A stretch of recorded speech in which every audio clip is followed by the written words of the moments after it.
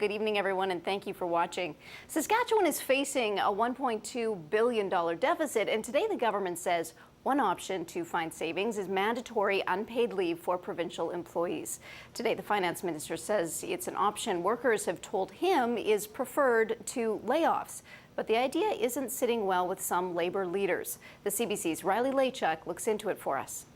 If implemented, the plan would see government workers across all sectors, including Crowns, given 1 day off per month without pay. All in, it would save the provincial government about $11 million per day. Manitoba is looking at a similar plan to tackle a budget deficit in that province. The government faced a lot of questions on this today from both the media and labor leaders. The Saskatchewan Federation of Labor says this plan is a disrespect to workers and stands to hurt the economy. Well, I actually think that it's a ridiculous approach. First of all, public sector workers didn't cause the financial mess that the government has found itself in. That was an irresponsible spending and handouts to corporations on a whole bunch of privatization initiatives and other things like that. And so it's grossly unfair to expect that public sector workers should pay for that irresponsible spending on behalf of the government. A similar message is coming from the Saskatchewan Government and General Employees Union. Union President Bob Beeman says he isn't sure how the government can, quote, hate your own workers that much that they would introduce this idea through the media without first consulting workers. He says he didn't even know the government was considering this until it hit the news this morning.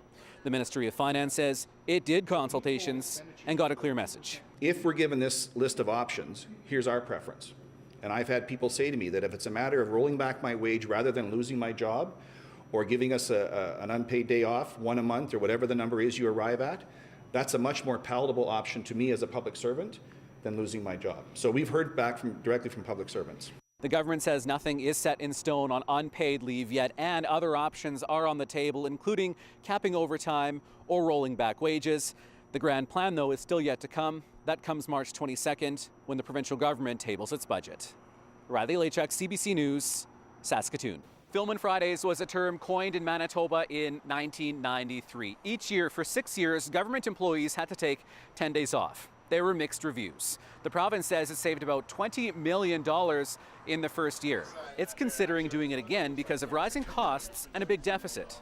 During that same period in Ontario, it was called Ray Days. Public sector employees making more than $30,000 per year had to take 12 unpaid days off per year. It wasn't popular, drew heavy criticism, and was a major factor in the government losing the next election. Former Premier Bob Rae says his government just wasn't able to get the message across to the public that restraint was needed. So what about Saskatchewan? A University of Ottawa professor we talked to doesn't believe it will have the same detrimental effect it had for the Rae government. In Ontario, they had a left-wing government, and so if you penalize a union employee that work for you, they won't be very pleased, and I don't think they will vote for you in the next election.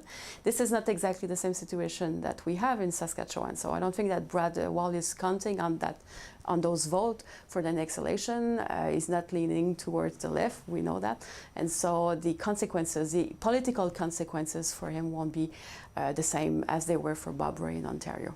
Experts say consultations with labor leaders and groups will be key to making a policy like this work in Saskatchewan.